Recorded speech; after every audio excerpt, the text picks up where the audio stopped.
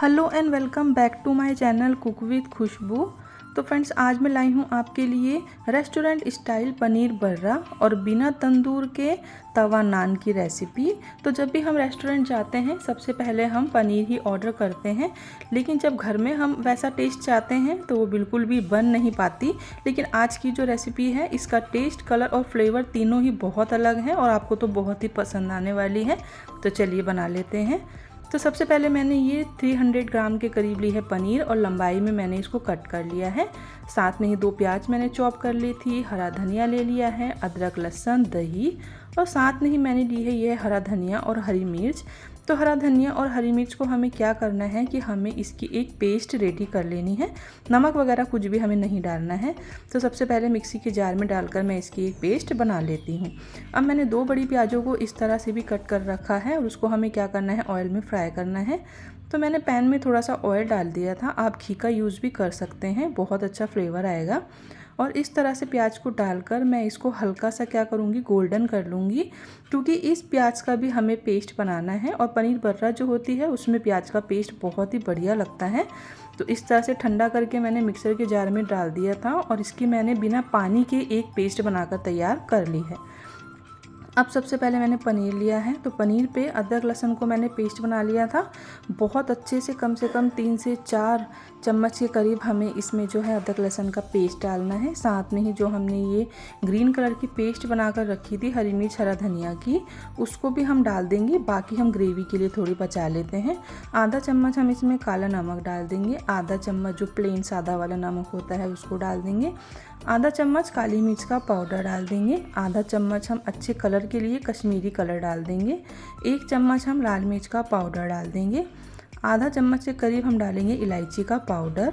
थोड़ा सा मैं फूड कलर डाल रही हूँ, ऑरेंज कलर का जो होता है, बिल्कुल ऑप्शनल है, रेस्टोरेंट वगैरह में डाला जाता है तो मैं इसलिए डाल रही हूँ। आपके पास नहीं है आप स्किप भी कर सकते हैं। अब हम डालेंगे इसमें दही, तो 4 से 5 चम्मच के करीब हमें इसमें दही डालनी है। और साथ में ही जो हमने प्याज का पेस्ट बना के रखा था उस पेस्ट को मैं इस तरह से डाल दूँगी।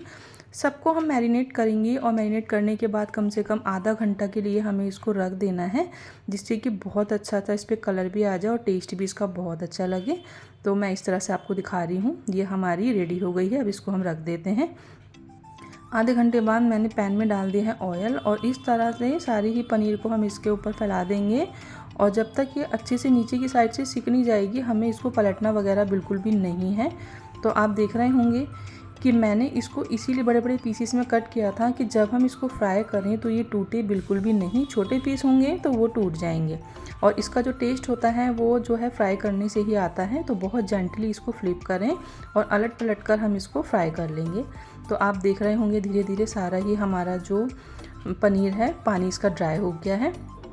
अब कढ़ाई में मैं डाल रही हूँ ऑयल, साथ में ही मैं डाल दूँगी 1 चम्मच के करीब बटर या देसी घी कुछ भी डाल सकते हैं। अब ये है साबुत गरम मसाला, तो तेज़पत्ता है, काली इलायची, जीरा, गोल मिर्च, साथ में लौंग डाल दी है, जावित्री है। इस तरह से सारे मसालों को थोड़ा सा सौते करेंगे। साथ में ही जो प्याज मैंने चॉप करके रखी थी उस प्याज को हम डाल देंगे। अच्छे से करेंगे हम इसको गोल्डन ब्राउन और बहुत अच्छे से इसको हम फ्राई करने के बाद डालेंगे कुछ बेसिक से स्पाइसेस। तो जैसे कि नमक हम पहले भी डाल चुके हैं, तो नमक देखकर डालना है। उससे पहले हम डाल देंगे अदरक लहसुन की पेस्ट, 1 चम्मच के करीब हम नमक डाल देंगे, आधा चम्मच हल्दी का पाउडर, 1 चम्मच हम पिसा हुआ धनिया, 1 चम्मच डाल देंगे लाल मिर्च का पाउडर, आधा चम्मच कश्मीरी कलर, साथ में जो चटनी जैसा हमने पेस्ट रेडी किया था उसको डाल देंगे। फ्राई करी हुई प्याज हमने बचा के रखी थी उसको डालेंगे।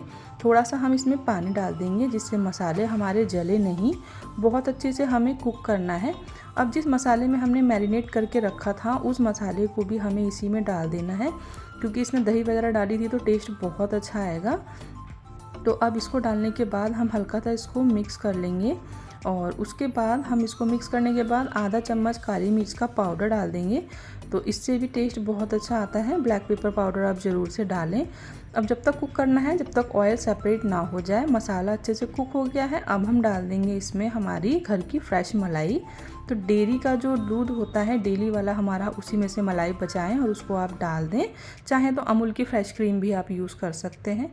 थोड़ी सी कसूरी मेथी ज़रूर डालें, बहुत अच्छा टेस्ट आएगा। अच्छे से ये ऑयल सेपरेट हो गया है। अब हम डाल रहे हैं इसमें पानी। बहुत थोड़ा पानी डाला है मैंने और बहुत अच्छे से आप देख रहे होंगे वो कुक भी हो गया है। अब मैं डाल रही हूँ इसमें फ्राई करी हुई पनीर। तो पनीर को डालने के बाद ज़्यादा हमें कुक बिल्कुल भी नहीं करना होता, वरना क्या होगा, पनीर के पीसेस टूट जाएंगे। 2 मिनट अच्छे से इसको खाली मिक्स कर दें और उसके बाद हम ऊपर से डाल देंगे हरा धनिया। तो हरा धनिया डाल देंगे और साथ में थोड़ा सा 2 चम्मच के करीब मैं इसमें घी डाल रही हूँ, जिससे कि इसका टेस्ट बहुत अच्छा आ जाए। अब हम इसको मिक्स करेंगे, गैस की फ्लेम को ऑफ कर देंगे। तो रेस्टोरेंट स्टाइल पनीर बर्रा हमारी बनकर रेडी हो गई है। तो फ्रेंड्स एक बार आप इसको ट्राई ज़रूर करें। इसके बाद से ही ये आपकी सबसे फेवरेट पनीर की रेसिपी होने वाली है। तो अब हम क्या करेंगे, इसके साथ खाने के लिए बनाते हैं बिना तंदूर तवा नान। तो 200 ग्राम के करीब मैंने मैदा ले लिया है। आधा चम्मच हम डाल देंगे इसमें नमक, आधा चम्मच ही हम डाल देंगे इसमें बेकिंग पाउडर और साथ में हम डालेंगे कर्ड। तो ये दही है, ये मेरी होममेड दही है, ज़्यादा खट्टा बिल्कुल नहीं है। अब मैं इसमें ऑयल डाल रही हूँ अच्छे मोयन के लिए। हाथों से सबको हम इस तरह से मिक्स कर लेंगे और बहुत थोड़ा थोड़ा पानी डालकर हम इसका एक बहुत बढ़िया सा डो लगा लेंगे। तो बहुत बढ़िया सा ये हमें सॉफ्ट सा जो है आटा लगा लेना है। और जैसे कि आपने रेस्टोरेंट वगैरह में खाई होगी, बिल्कुल सेम आपको वही टेस्ट इस नान में आने वाला है। तंदूर वगैरह किसी भी चीज़ की ज़रूरत बिल्कुल नहीं है। सिंपल से आयरन के तवे पे बनाएंगे और घर की सिंपल गैस पे बनाएंगे, लेकिन कैसे वो भी मैं आपको अभी बताती हूँ। तो आप देख रहे हो कितना बढ़िया सा ये नान का आटा लग गया है। रेस्ट के लिए रख देंगे। 15 से 20 मिनट बाद मैं आपको दिखा रही हूँ। बहुत बढ़िया सा आटा हमारा लग गया है। मीडियम साइज़ का हम डो लेंगे, सूखा वाला मैदा लगाएंगे और रोलिंग पिन से हम इसको बेलना स्टार्ट करेंगे। आप चाहे तो राउंड शेप में बेल सकते हैं, चाहे तो ओवल शेप में बेल सकते हैं, जैसी नान आपको खानी पसंद हो। तो धीरे धीरे इस तरह से घुमा घुमा कर सूखा आटा लगाकर मैं इसको एक मीडियम साइज में गोल साइज में बेल लूँगी।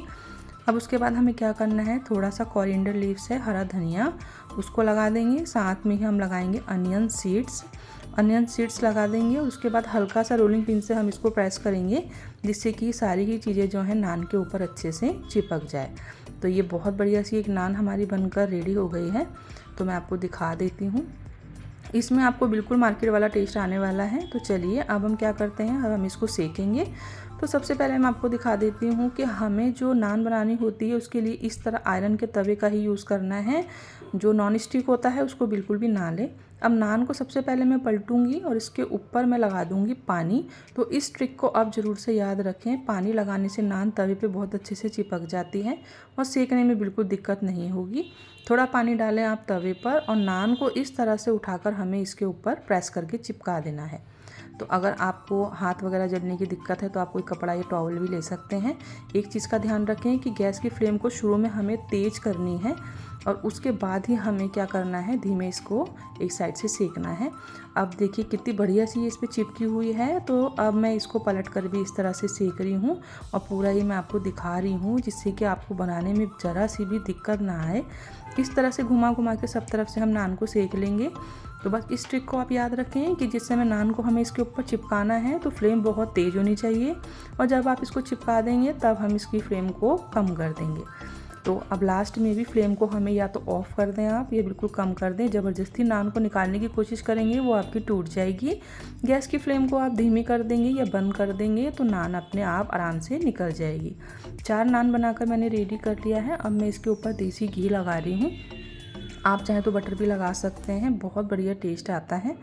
तो चारों ही जो नान है हमारी बनकर तैयार हो गई है और आपने देखा होगा कि बिल्कुल भी बनाने में दिक्कत हमें नहीं आई। बहुत ही ईज़िली ये बन जाती है और कोई भी इसको बना सकता है।